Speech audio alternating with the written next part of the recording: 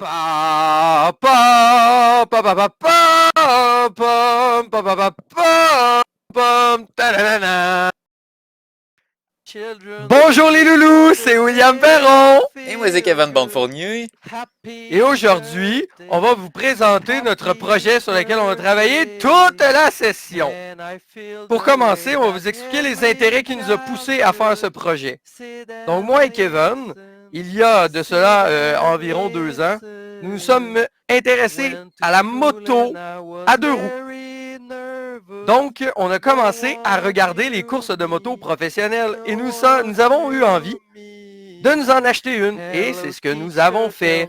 Et cette année, nous avons décidé de commencer à faire de la course, de la pratique sur piste en circuit fermé pour aller très très vite et prouver que nous sommes des vrais hommes.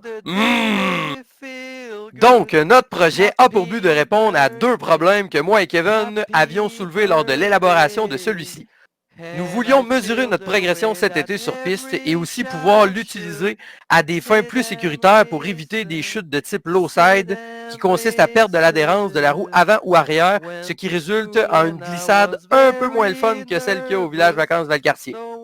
Comme problématique un peu plus secondaire, c'est que moi et Kevin, nous souffrons d'avoir un ego surdimensionné et c'était notre devoir de prouver à tout le monde qui penche le plus. Donc, le projet qui allait devenir la solution à tous nos problèmes est un inclinomètre pour moto. Cela permet de calculer l'angle à laquelle la moto va pencher quand nous allons la conduire. En plus de nous procurer un boost d'ego ou l'effet contraire en cas de déception si nous sommes vraiment nuls, l'inclinomètre est parfait pour éviter les chutes et aussi mesurer notre progression au cours de l'été. C'était la solution parfaite pour valider ce cours et remplir nos objectifs. Et nous avons décidé de l'appeler le Willy Waller 2006. C'est pas beautiful, ça? Donc pour la démonstration, ici on peut voir que quand je branche l'Arduino, il y a un petit logo qui s'affiche. Ce logo, on peut le modifier comme on veut, on peut mettre n'importe quel logo. Une fois qu'il a démarré, ensuite il affiche l'angle bien sûr, et aussi il affiche 2 petites flèches sur le côté qui indiquent si on penche de gauche à droite.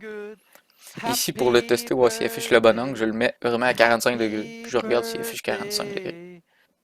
Donc, c'est l'Arduino. On peut voir plusieurs données. Comme ici, en haut à gauche, on peut voir la température exacte. En ce moment, il fait 26 degrés Celsius. Juste en dessous, il affiche l'angle maximal qui a été atteint depuis qu'il est allumé. Donc ici, 58 degrés. Il affiche aussi notamment l'angle, mais aussi en haut à droite, s'il y a un appareil qui est connecté sur l'Arduino en Bluetooth. Ici, on peut voir qu'est-ce que ça donne une fois monté sur la moto. Malheureusement, on n'a pas pu le tester en roulant, puisqu'avec la caméra que j'avais, on n'était pas capable d'avoir l'information sur l'écran à cause du soleil. Donc, dans cette démonstration, on voit comment se connecter, par exemple, à l'accéléromètre de l'Arduino. Et une fois qu'on est connecté, l'Arduino envoie en temps réel les données de l'accéléromètre dans un tableau.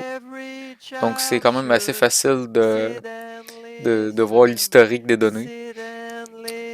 Donc l'avantage de garder l'historique des données, c'est que par exemple lorsqu'on fait de la moto, c'est assez difficile et dangereux de regarder la courbe et l'inclinomètre en même temps. Donc on peut après 5, 10, 15 minutes de moto, juste s'arrêter sur le bord du chemin et regarder les données que l'Arduino a enregistrées. Donc en gros, comment que l'Arduino fait pour savoir à quel angle il est? Ben, c'est quand même assez simple. En fait, l'Arduino va être lié à un capteur, à 2 capteurs dans le fond, à un accéléromètre et un gyroscope. Dans le fond, le gyroscope, lui, est très efficace pour voir la différence, le changement de degré, mais il est très mauvais pour donner l'angle exact. Dans le fond, lui, son point 0 va être par exemple le point qui démarre. Mettons, on le démarre à 45 degrés, son point 0, il va être à 45. Quand on va le remettre à 0, il va afficher 45. Et il a tendance à faire ce qu'on appelle à drifter. Dans le fond, il va augmenter avec le temps. Mettons on le met sur une surface plane à 0. Tranquillement, avec le temps, il va augmenter 1 degré, 2 degrés, 3 degrés.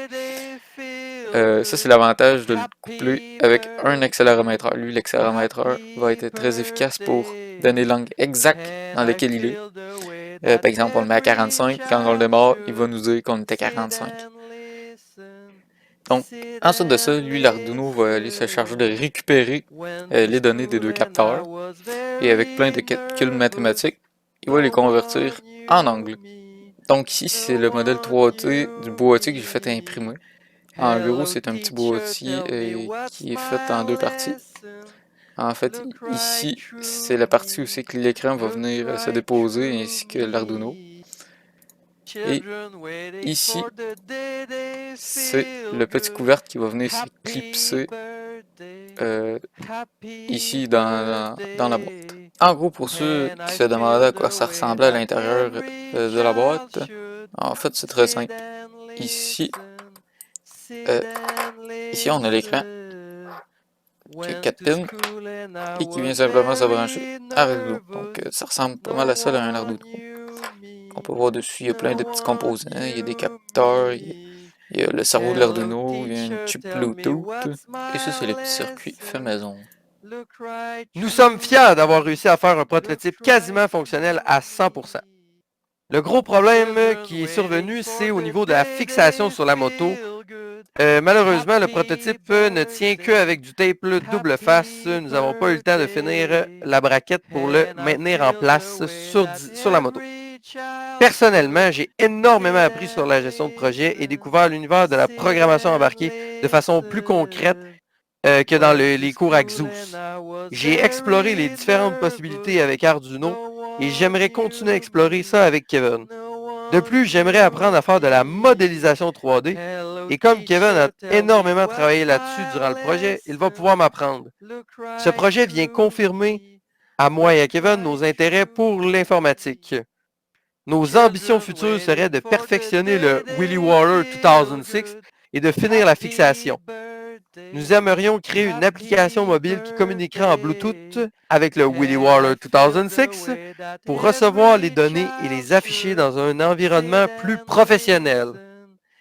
Après cette vidéo, il va y avoir une période de questions et il est impératif que quelqu'un me demande ma couleur préférée. Les musiques utilisées dans cette vidéo ont été exclusivement chantées a cappella par moi-même.